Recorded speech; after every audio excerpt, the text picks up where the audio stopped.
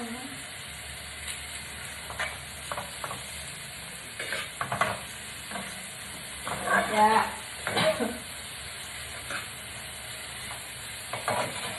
bạn hay đi xuống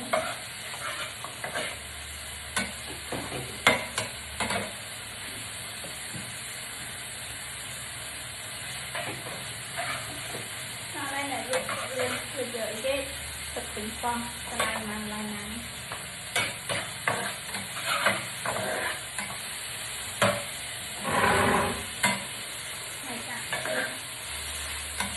ở thăm cái đây cái là có lãi rồi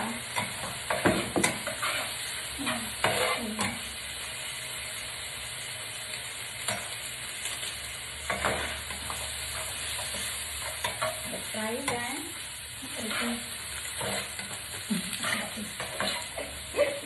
đây về thầy khoan hiện đại khoan lên ra đấy đã có ai á ăn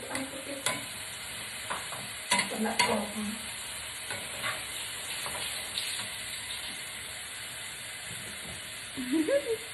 mày chỉ đi tại đây thôi là thấy đã cái ghê miền Nam thịt nha